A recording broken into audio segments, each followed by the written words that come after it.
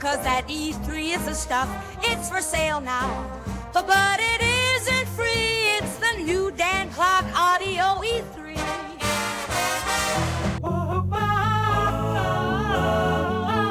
Director's Garage. I'm telling you, folks, these new themes just never get old to me. Hey, welcome back, everyone, to the Director's Garage. I am your host and resident idiot, Michael, and today, folks, I'm feeling a little less like an idiot because of this headphone right here, the Dan Clark Audio E3, a $2,000 planar magnetic closed back. That's everything I ever wanted to hear from a Dan Clark headphone, and it's all possible because of our fine friends at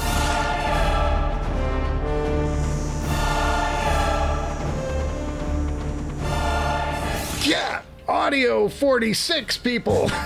Okay, Audio 46 is your personal audio superstore. They have everything you need to set you on your headphone journey or take your rig to that next level. Like the new Final Audio D7000 or that new IEM from Noble, the Onyx. Or you can take it old school with the Hi-Fi Mensis Fara. Audio 46 has all the things, and these guys are headphone enthusiasts just like us. They really get it. They ship fast and free. 30-day return policy. You can try out a headphone like this E3, and if it's not for you, you can return it with, wait for it, no restocking fee.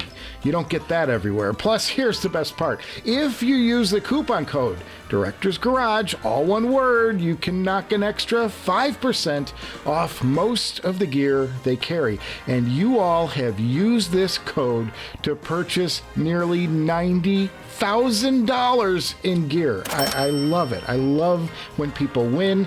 It really does work. They're a local brick and mortar in New York, so you're supporting a local business, and they're a great group of guys. Okay, on with the show.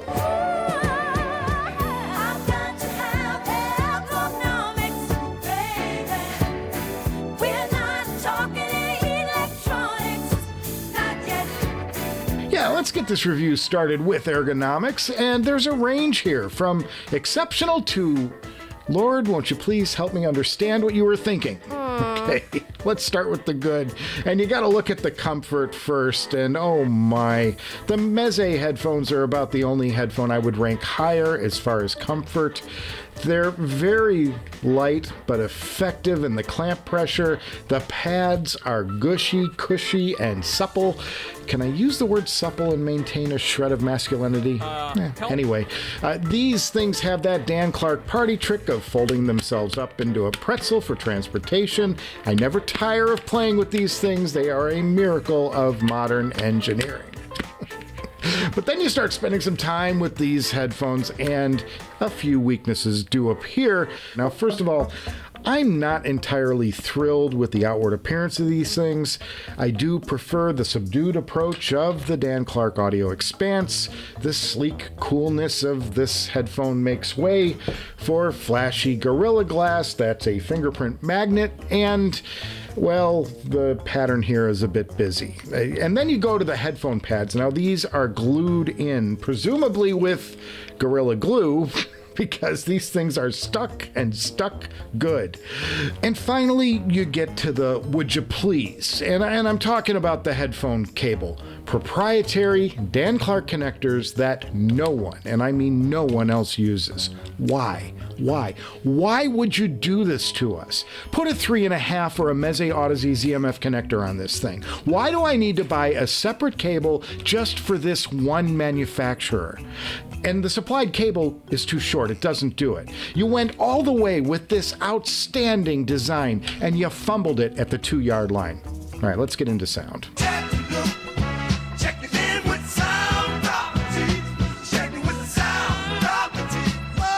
Now, I first tried the E3 on my tube rig, the Wu Audio WA5LE, which sweetly lights up the Mod House Tungsten. but it was a little thin sounding to me and a little bit loose too. So I moved over to the control of the Zale, and these things sharpened right up and gave me that wonderful experience I had in the unboxing. The stage was fine on the tube, but the precision of the Zale was way more favorable to my ancient ears. Now, one further note, I mentioned this in the unboxing, and this may come up a few times during this review. These things are thirsty, folks. For a portable closeback, man, you're going to need to strap a pretty good sized amp on your back to power these things. You may drive them with something portable, meaning they'll get loud and produce enough sound, but to get the most out of these, you really need a desktop setup. Soundstage appears before my ears, baby. Let's change it up and start with Soundstage today, because these things impress the hell out of me. They really behave more like an open back, and that's a really good thing. I'm not sure how they're pulling it off, but these things sound wider to me than a few of my open backs, like the ZMF Atrium come to mind. Now, they won't expand out past like the Sesfara or the Abyss or the Caldera in width, but these things do impress, and there's a nice layered stage, and reverb extends out impressively wide, especially for a headphone encased in glass. Kings and queens, and in between, can't tell me this headphone's image. And moving on to imaging, and while these things aren't as precise as my uber expensive headphones, I can't really call these things vague either. The image is well sorted. Instruments have a precise location, and they don't really drift or blend. They're in the pocket of most of the other headphones in their price range. Very well done. The devil is in the detail. All right, let's roll on with some detail, and these things are fast. There's a nice snap to drums. They're a little slower than my top headphones, but keep in mind, these are half to a quarter the price of those Detail Kings. They're certainly as fast as the Meze Elite, though, and that's saying something.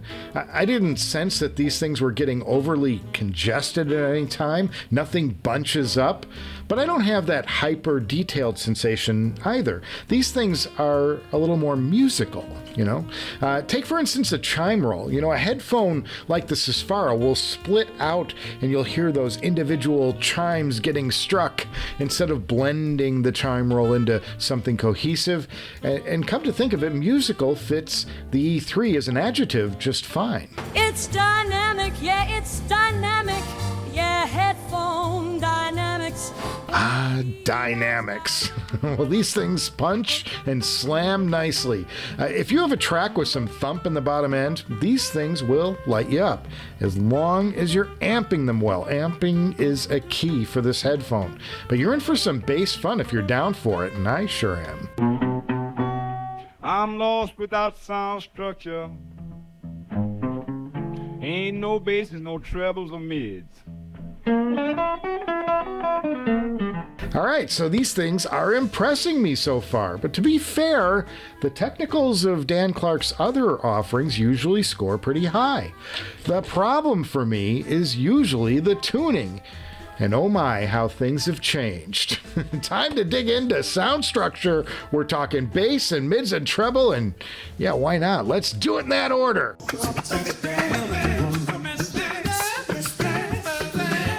God, this show. Okay, well, I'm starting with the bass because isn't that really all that matters? Come on! Just kidding.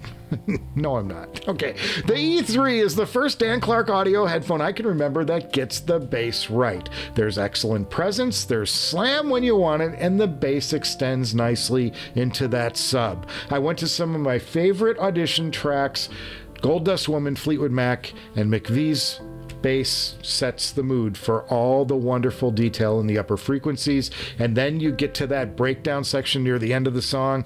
Fleetwood's toms and bass drum just come forward. It's hypnotic, it's sensational. Yeah, E3 for bass. Magical mids.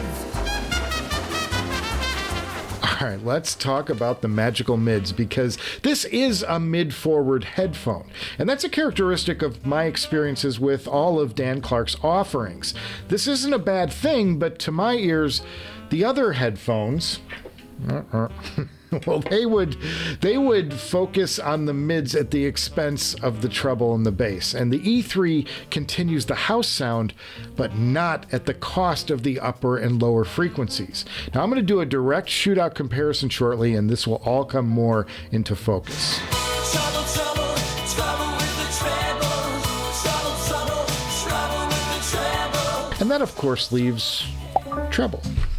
And now, if there's one area that may get the E3 into trouble with some enthusiasts, it's going to be the treble, because it's completely unveiled and wide open up top. I mean, it's the Wild West. These things don't damp down any of the sparkle, and I think they could get a bit splashier, fatiguing on the wrong set of ears. I personally love it. It maybe enhances or compensates for what I might hear as a little slowness in the driver, but the result gives me the impression of better speed, even if it doesn't have that quite hyper detailed feeling of my faster headphones. But you'll want to audition these first to hear if they're for you. That E3 is the stuff. Now, normally at this time, I would go into a music section and I would talk about tracks and artists and recordings that work well in the E3. I'm going to cut this a bit short because I want to do this mini shootout with the Dan Clark Audio Expanse, which I happen to own. It's for sale, by the way, in the director's garage sale down below. But generally, these things are terrific with audiophile recordings. The better the resolution, the better the experience. I ran some 44.1 files into the E3. I can hear some compression and artifacts, and I know some people say you can't hear that stuff. I do. Take it for what it's worth. Which should speak to how well this headphone resolves, really. I found myself most enjoying the E3 on my best tracks and my max files on Tidal. This headphone falls into the less forgiving category of poorly recorded material or poorly mastered stuff. We're having a shootout, it's not a luau. Now, one of the more interesting assignments I'd given myself for this review was to conduct listening sessions where I directly A/B'd the E3 against the Dan Clark Audio Expanse. Why was the E3 such an immediate win for me? Why was I so impressed with this headphone while I was completely unimpressed with the Dan Clark Stealth and especially this here Expanse? Well, the answers came fast and immediate. The treble extension on the Expanse sounds downright neutered compared to the E3. I called up Wild Horses by the Rolling Stones, and the E3 presented a beautiful acoustic guitar where the chords rang out into those upper frequencies. The Expanse, by comparison, sounds positively muted. It's veiled at the top end. It sounds flat, even boring. At the same time, down low, the sub is pretty good on the Expanse, though not soul-touching, but the mid-bass sounds muddled in comparison to the E3. The bass comes across as kind of a pedal tone without definition, whereas on the E3, that bass is split apart. It's separated out from the mix. The instrument sounded clearer on the E3 with better extension and imaging, while at the same time, the musicality of the headphone doesn't seem to be affected at all. Gonna drop the F word. You talking about fun? What I think Dan Clark got right here is fun. To my ears, and this is my opinion now, I want to be clear, it's my opinion only, the Stealth and the Expanse lack fun.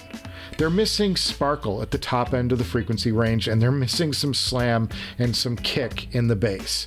Now, I have a theory. I have no inside knowledge of this, but they use metamaterial on the inside of this. And it's this technology, this stuff they put inside to absorb what they call standing waves. And this technology has only emerged in the last 5 years or so, at least in headphones. Now, really, the Stealth was the first attempt at integrating it, and I'm guessing feeling that Dan Clark had to at some point settle on a sound for these headphones. You can't endlessly develop a single product. You gotta ship something at some point. And I think the E3 is where they best figured out how to implement this material with the driver to not just eliminate the standing waves, but actually better tune the headphone while eliminating those waves. Because to me, the Stealth and the Expanse sound too mid-emphasized. The ring out of cymbals sound kind of muted to me. The Expanse lacks airiness that I associate with an open back headphone. The frequencies just kind of wither away at the top end. At the same time, the bottom end lacks some definition.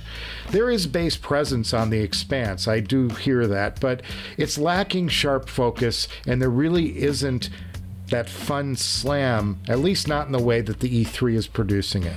Gonna use another F word. Flat. The E3 is not a flat headphone at all, and I think that's a very good thing. I don't want flat headphones. Flat headphones to me are kind of boring. I can mix on a flat headphone. There's a place for that kind of headphone in a production environment. The LCD-5 is a perfect example. That headphone is the best open back I've ever heard for mixing. But for audiophile listening, I want something that wows me. I want something that elevates my favorite music and takes me somewhere emotionally. I don't want to say to myself, wow, that's a really accurate reproduction of the song. I want to be swept up and I want to be transported to a place where I connect with the music and I want to feel something. That is what the E3 does for me. Conclusion. The Dan Clark Audio E3 is a well-priced, excellent-sounding headphone with comfort that gives you all-day wearability. And if I'm looking for a closed-back headphone at the $2,000 price point or higher, this should be on my short list of headphones to audition. But there are a few things that keep me from handing over the cash. See, I want to travel with these. These have a design cue that says, hey, bring me anywhere, like a pet dog. Yet, I can't because these things are so damn difficult to drive. And that's the irony of this headphone. I want to use these on a plane, but I gotta buy a ticket for the seat next to me to place an amp to drive them.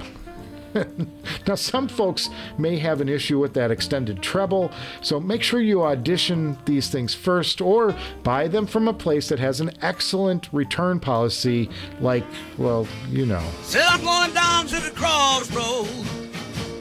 Get me some audio 46. Y'all knew I was going to do that one more time, didn't you? Okay, now, I still don't like the proprietary connectors. It's inexcusable to me, though that in and of itself isn't a deal breaker for this headphone, nor is the take it or leave it design of this outer cup and the glass and all that. But for sound, this is the best I've heard from the house of Dan Clark, and I would happily exchange this twice more expensive Expanse for this E3. Yo boy, what's on the show next? Yeah, coming soon, I'm gonna have a mystery box or two from ZMF, and it should be amazing. Now, I'm also going to have something from Noble on the way soon, and I have some budget IEMs that have been sitting around here in boxes for way too long. So lots to be excited about, so make sure you... Oh, like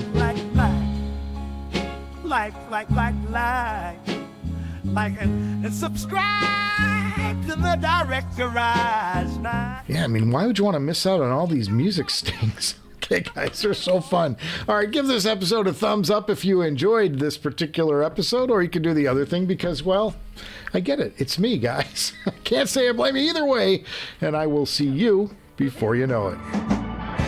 Lord, help me. Help me find my way. Oh, to the director's garage.